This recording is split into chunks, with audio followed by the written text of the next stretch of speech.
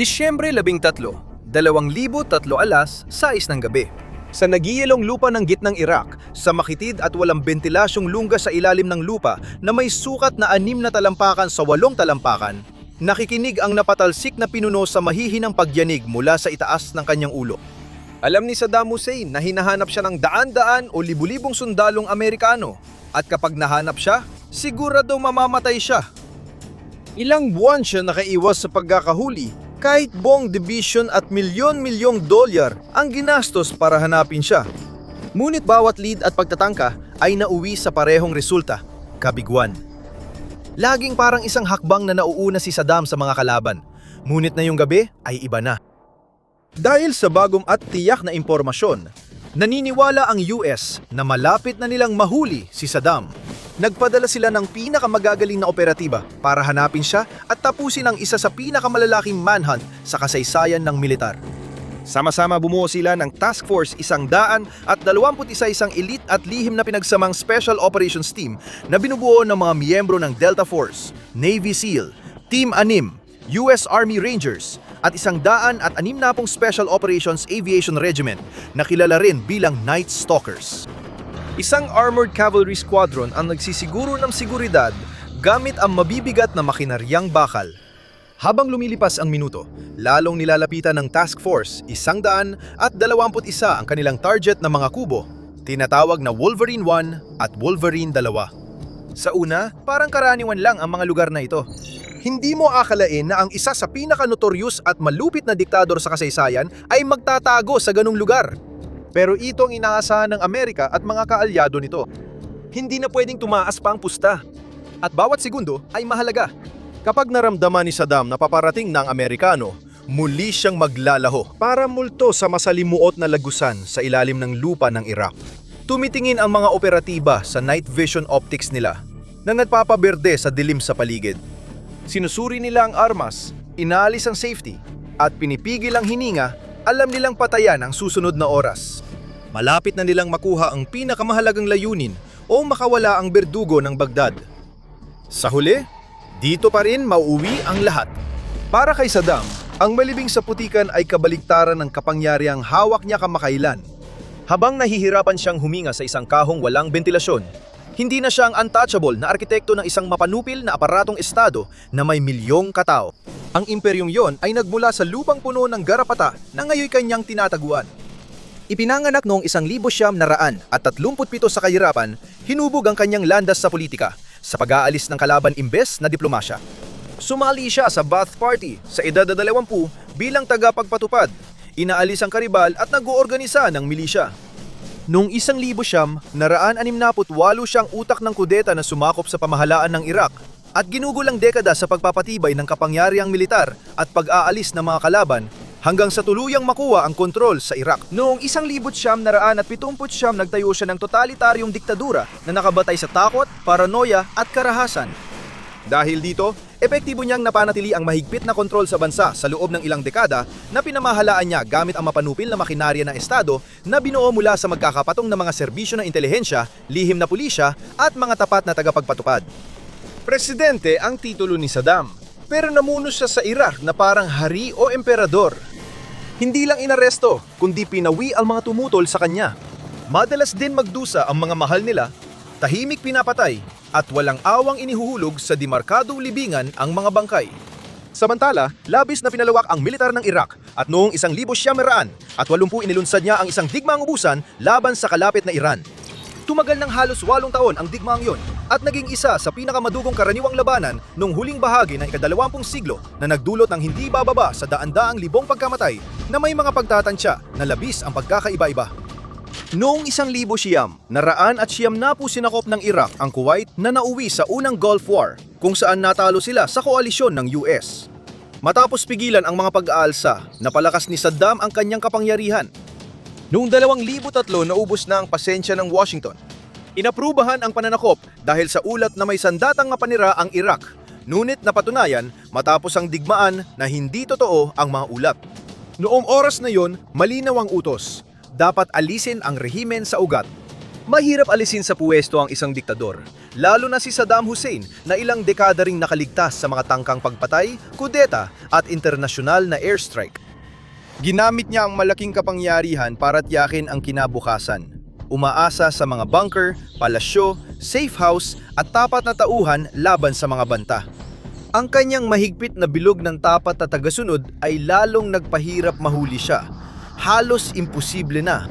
Pero hindi pwedeng umatras ang US hanggat buhay at malaya pa si Saddam. Natatakot ang mga tagaplano ng koalisyon na kaya pa rin niyang tipunin ang mga tapat sa kanya at palakasin ang lumalaking pag-aaklas. Responsibilidad ng Amerika at mga kaalyado nito na wakasan ang bangbungot na ito. Marso 11, 2003. Binigyan ng pahintulot ni Pangulong George W. Bush ng US ang Operation Iraqi Freedom. Si Saddam Hussein ng Iraq ay naghahanda sa hindi pa naranasan ang ganap na pananakop ng pinakamalakas na militar sa mundo sa kanyang bansa. Malinaw ang mga layunin ng US at mga kaalyado nito. Kailangan nilang pabagsakin ang gobyerno ni Saddam, alisin ang sandatang chemical ng Iraq, paalisin ang mga terorista at palayain ang mamamayan mula sa mapanupil na rehimen. Para sa wakas ay makalipat sila sa mas ligtas, mas maliwanag at mas mabuting kinabukasan para sa kanilang lahat. Hindi ito maaari maging isang mabagal na kampanya o digmaang unti-unting inuubos ang kalaban. Dapat mabilis, pasabog at malakas ang epekto. At nagpa siya ang US na magtakda ng tono mula pa lang sa unang sandali gamit ang isang matindi at nakakagulat na kampanya ng shock and awe na idinisenyo upang epektibong maparalisa ang command at control infrastructure ng Iraq sa loob ng unang mga oras ng labanan. Mas maganda kung mabilis mabubulag at mabibingi ang militar ni Saddam. Mas mahihirapan ang kalaban mag-organisa ng depensa o kontra-atake. Kaya hindi dapat maipit ang koalisyon sa mahahabang labanan sa timog o kanluran ng Iraq. Kailangan nilang sumugod sa loob ng bansa at tamaan ang puso ng kapangyarihan ng rehimen, ang kabisera ng Iraq na Baghdad. Ganun nga ang ginawa nila nang mabalitaan na bumisita si Saddam sa isang compound sa Dora Farming Community sa timog Baghdad.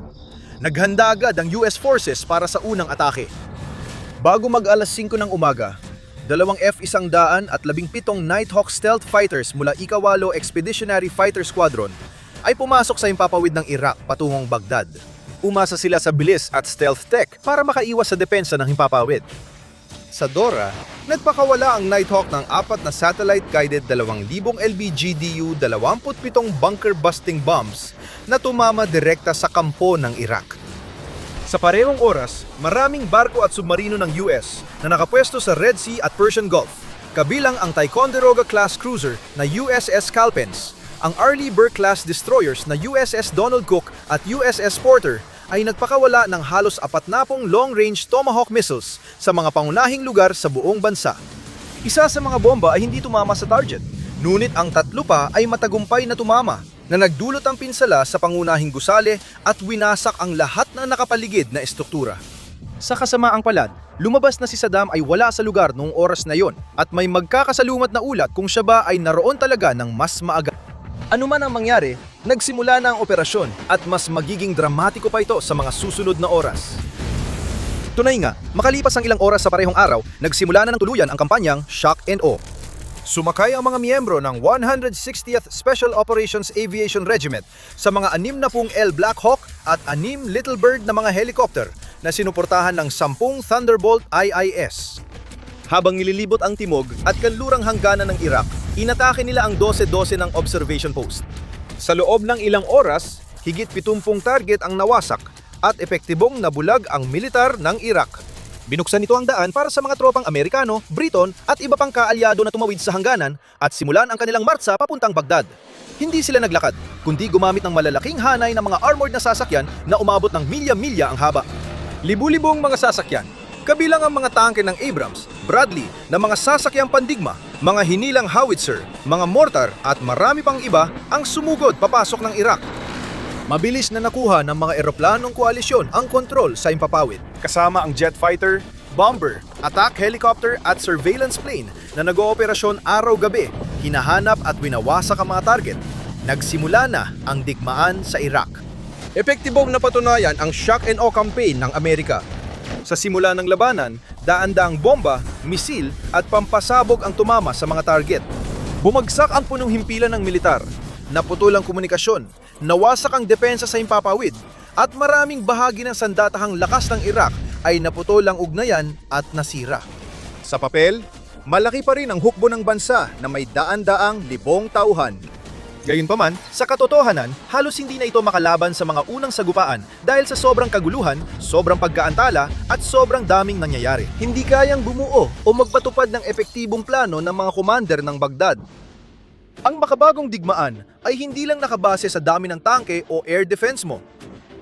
Malaki rin ang nakasalalay sa lohistika at literal na winawasak ng mga puwersa ng koalisyon ang mga lohistika na yon na nagwawalang bisa sa karamihan ng lakas ng Iraq sa proseso.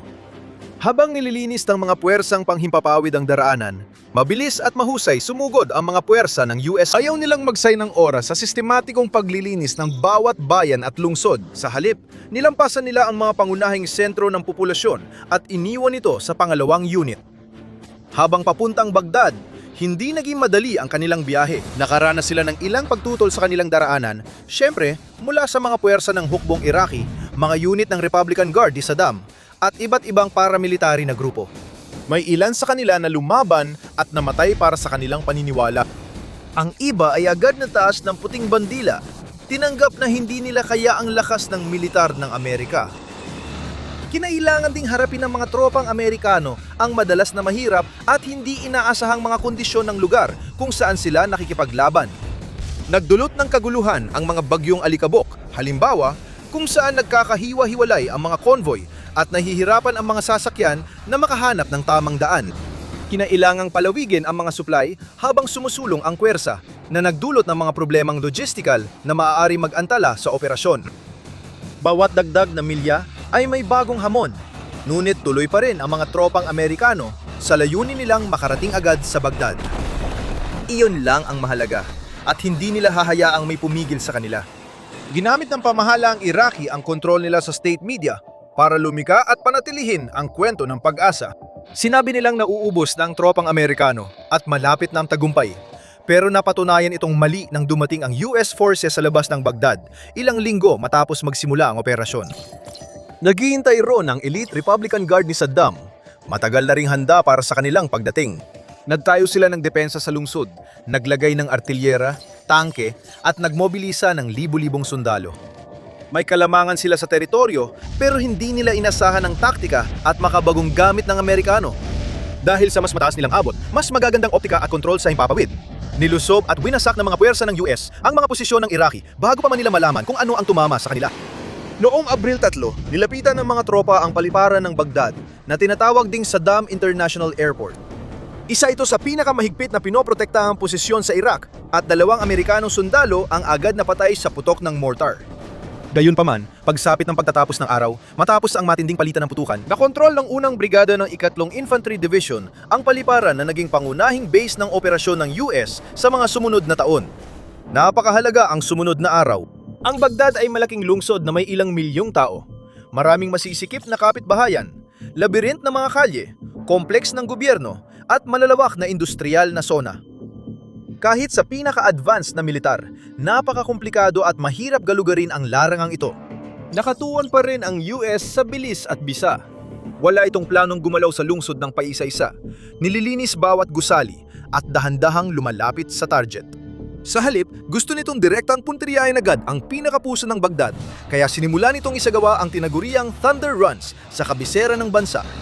Ang taktikang ito ay gumagamit ng armored vehicles tulad ng Abrams at Bradley na mabilis dumadaan sa mga kalye papunta sa sentro ng lungsod, dumalabag sa karaniwang patakaran ng digmaan. Mukha silang pabaya, pero bawat Thunder Run ay talagang pinaplanuhan at tinantiya ng may pambihirang eksaktong kalkulasyon. May suporta mula sa himpapawid na handang tumulong. Ngunit walang naging tugon ang Iraq sa paraan ng mga Amerikano. Lumaban sila gamit ang machine gun at granada mula sa pinatibay na gusali.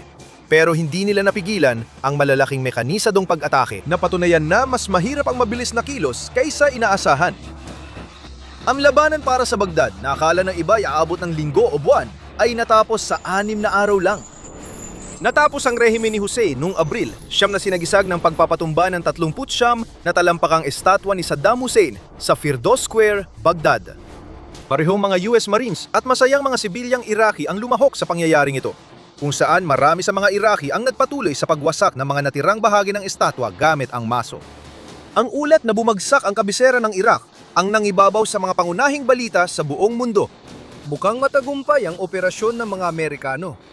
Habang unti-unting humuhupa ang alikabok at usok sa Baghdad, naging malinaw na isa sa pangunahing layunin ng Estados Unidos ay hindi pa rin natutupad. Bagsak na ang rehimen niya, pero malaya pa rin si Saddam at di nahuhuli.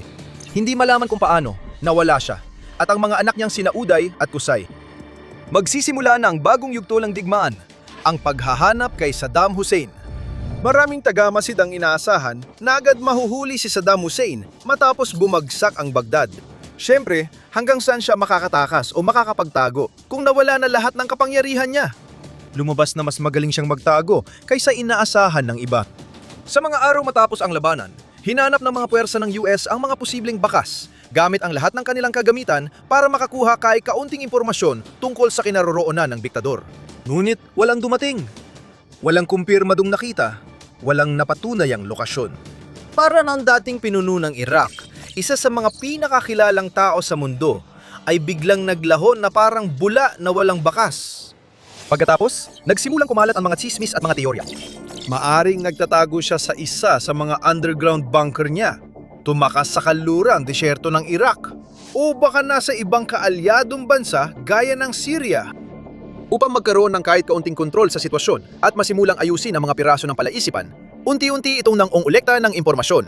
Lumika ang militar ng US ng kakaibang paraan ng pangsubaybay, isang set ng baraha, ang tinatawag na mga baraha ng mga pinakatinutugis. Mahigit 50 matataas na opisyal ng Iraq ang binigyan ng mga numero at suit sa baraha, at si Saddam ang Ace of Spades.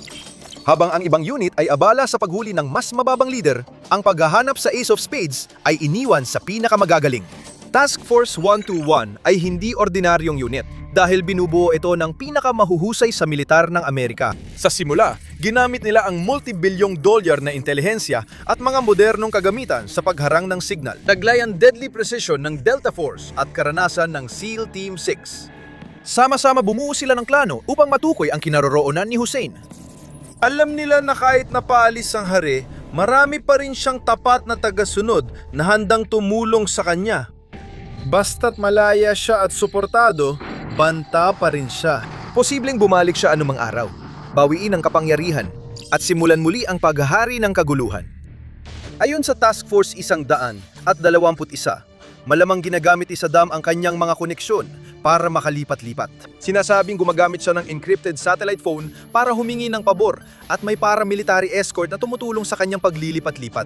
Ang trabaho ng task force sa makatuwid ay saluhin o harangin ang mga network na yon, gulatin sila at subukang maunahan sila sa bawat galaw. Ginawa nila ang lahat ng kanilang makakaya para makamit ang layuning ito. Natunton, dinakip at ininteroga nila ang mga dating leader ng rehimen. Sinuri nila ang maraming impormasyon gamit ang radar, satellite at iba pang tracking system para maghanap ng anumang anomalya o kahina-hinalang palatandaan na may mahalagang nangyayari. Hinarang nila ang convoy at sinalakay ang base. Agad nilang inaaksyonan ang mahahalagang impormasyon, ngunit paulit-ulit na nabigo ang mga hakbang ng Amerika. Saan man sila pumunta, anuman ang kanilang gawin, palaging tila huli na sila sa lahat ng pagkakataon. Ito ay dahil sa desisyon ni Saddam na iwasan ang paggamit ng makabagong teknolohiya. Habang binabantayan ng task force, ang himpapawid at radyo, umaasa naman ang hinahanap nilang tao sa mas tradisyonal na komunikasyon at transportasyon. Na-neutralize niya ang digital na paghahanap sa pamamagitan ng pagbabalik sa mga saradong grupo ng mga tagapagdala ng mensahe, umaasa sa mga lumang katapatan ng tribo at malalapit na koneksyon sa at paligid ng kanyang bayan. Para manatiling hindi matunton, noong Hulyo 2003, nakakuha rin ng US ng impormasyon mula sa kaibigan ng pamilya ni Saddam tungkol sa kinaroroonan ni Uday at Qusay, mga anak ni Saddam. Nagkukubli sila sa isang pinatibay na ligtas na bahay sa hilagang lungsod ng Mosul. Pwedeng nandun si Saddam. O may taong tutulong sa kanila para mahanap siya. Kumilos ang Task Force 121, suportado ng Task Force 20 at 100 at unang airborne para tapusin ang misyon. Pinalibutan nila ang safe house noong umaga ng Hulyo 22 at inutusan ang mga Hussein na sumuko. Hindi sila tumugon at hindi na naghintay ang US. Binasag ng mga operatibang mga pinto. Inaasahan ang mabilis na pagsuko. Sa halip, sinalubong sila ng sunod-sunod na putok ng bala. Nagkaroon ng matinding palitan ng putok at 3 sundalo ng Special Forces ang nasugatan sa labanan. Pagkatapos, gumamit ang US ng mabibigat na armas at pinaputukan ang safe house gamit ang mga M2 Browning machine gun, 84 anti-tank na sandata at Mark 19 grenade launcher. Dumating ang 200 dagdag na tropa para tumulong. Makalipas ang ilang oras, niyanig ang bahay ng sunod-sunod na 10 BGM-71 TOW missile na nagwasak sa malaking bahagi ng istruktura. Natuklasan ng mga sundalo Amerikano ang mga bangkay ni Uday at Kusay sa guho. Agad nalaman ni Saddam ang balita at tinawag niyang mga martir ang kanyang mga anak at apo na napatay sa pag-atake. 2 bigating pangalan sa listahan ng pinakahinahanap ang nalis. Hindi pa rin natatagpuan ang alas ng espada at tila malayo pa rin ang US sa paghahanap nito. Lumipas ang mga buwan habang paulit-ulit na sinusundan ng US ang mga walang saysay na lead. Mula Hulyo hanggang Disyembre, 2003 nagsagawa ang task force ng 12 bigong raid. At 6 na raang karagdagang operasyon para mahanap si Saddam Hussein. Kabilang ang halos 300 interogasyon. Walang gumana, pero unti-unting nakakuha ng mas maraming datos ang task force. Karamihan dito ay natuturo sa isang lugar, Tikrit. Ang lugar kung saan ipinanganak si Saddam at ginugol ang kanyang mga unang taon. Ang lugar kung saan siya may pinakamalapit na ugnayan. At ang lugar kung saan nagmula rin ang marami sa kanyang mga tapat na tagasunod at miyembro ng kanyang rehimen. May saysay ito. Parang sugatang hayop, umatras si Saddam sa lugar na pakiramdam niyang ligtas at umasa sa pinakapinagkakatiwalaan niyang tao. Ngunit papalapit na ang US. Nang matukoy na posibleng nasa Tikrit ang dating Pangulo, pinatindi ng Task Force 121 ang kanilang paghahanap sa lugar na iyon. Nagpatupad sila ng masusing pagmamanman sa mga posibleng konektado sa napatalsik na diktador. Kalaunan, nakatuon sila sa mga pinakamalapit kay Saddam, angkan ng Al-Musli. Ang pag-usad ay hindi nagmula sa isang biglaang pagamin, kundi sa sunod-sunod na interogasyon.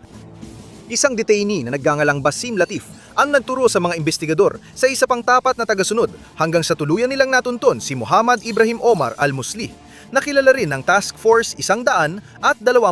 Si Omar, kilala bilang Fat Man at ang pinagmulan ay kamag-anak, bodyguard at malapit na pinagkakatiwalaan ni Saddam. Kapag nahanap siya ng US, matatapos na ang matagal na paghahanap.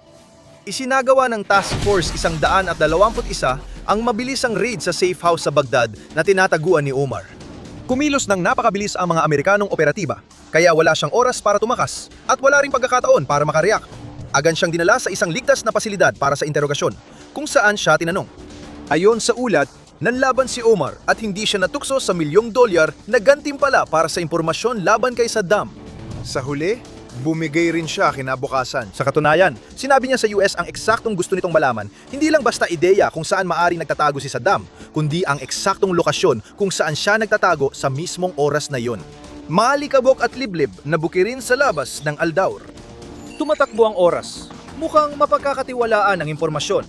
Pero dahil sa target na kasing paranoid ni Saddam, kailangan agad kumilos ang US. Kung may hinalang diktador o may nagsabi sa kanya na nahuli si Omar, maaari siyang agad tumakas at magtago muli sa disyerto ng Iraq. Dahil kailangang magmadali, nagtipon sila ng malaking puwersa at nagpadala ng 600 sundalo sa lugar na tinukoy ni Omar. Noong gabi ng Disyembre 13, 2003 habang papalapit ang puwersa sa Al-Daur, may 2 estruktura na itinuring na mahalaga na tinawag sa codename na Wolverine 1 at Wolverine 2. Tumutukoy ito sa pelikulang Red Dawn noong 1984 na ginamit din bilang pangalan ng operasyon. Pinaniwalaang nagtatago si Saddam sa isa sa 2 lugar na ito at ayaw ng US siyang makatakas. Dinala nila ang lahat ng gamit para sa komprehensibong paghuli, pati backup at karagdagang puwersa na handang kumilos agad kung sakaling may aberya. Naglagay ng perimeter para hindi makatakas si Saddam kahit sa sasakyan. Tiyak na masasagasa niya ang bakal na harang ng puwersang Amerikano. Sa isang paraan o iba pa, ito na yon, ang sandaling pinaghahandaan ng lahat. Nang maitayo ang perimeter, kumikilos na ang mga operatiba ng task force para tapusin ang misyon. Mabilis silang kumikilos gamit ang night vision goggles para gumalaw sa dilim.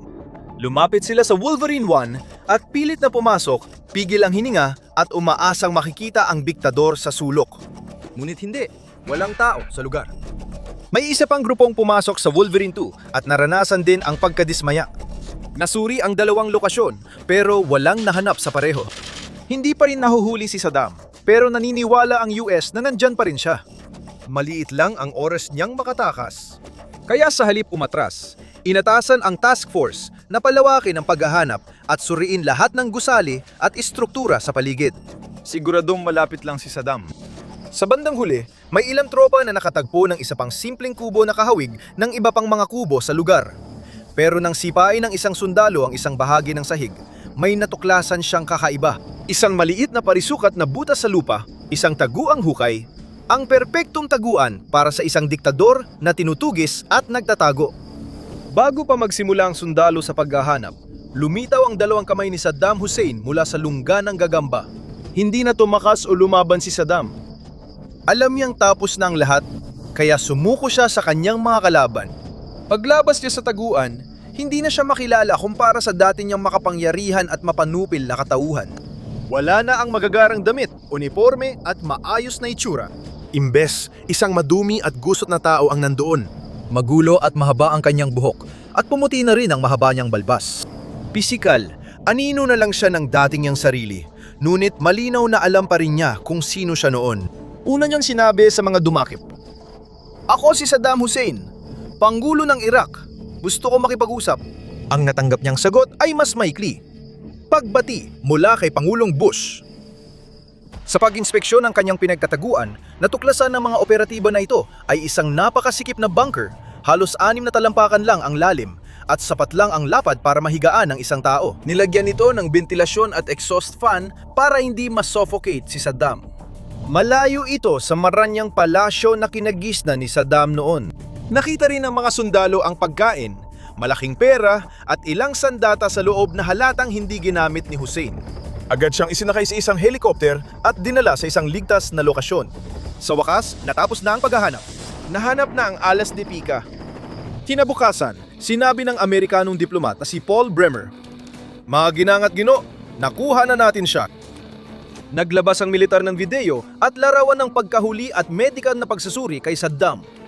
Ang dating kinatatakutang diktador, isang lalaking tila hindi matitinag noong kasagsagan ng kanyang kapangyarihan, ay mukhang mas mahina kaysa dati. Naging mahalagang bilanggo ng digmaan siya habang nilitis siya ng espesyal na hukuman ng pansamantalang pamahalaan ng Iraq sa mga krimeng ginawa niya laban sa bansa. Noong 2005 nagsimula ang paglilitis. Ipinagtanggol ni Saddam ang kanyang sarili sa abot ng kanyang makakaya. Matapang niyang sinagot ang mga paratang laban sa kanya gamit ang parehong tapang at kumpiyansa na naglarawan sa kanyang panahon sa kapangyarihan. Pero wala siyang nasabi na makakatumbas sa dami ng ebidensya laban sa kanya. At noong 5 ng Nobyembre, 2006 ibinaba ang hindi maiiwas ang hatol. Napatunayang nagkasala si Saddam Hussein ng mga krimen laban sa sangkatauhan at hinatulan ng kamatayan noong Disyembre 30, 2006. At ang isang lalaki na nadulot ang takot hindi lang sa isang bansa, hindi lang sa isang rehiyon, kundi sa buong mundo ay sa wakas naparusahan na. Ang kanyang pagbitay ay nagmarka ng tuluyang pagtatapos ng isang panahon sa gitnang silangan, isang panahong pinagharihan ng takot at karahasan.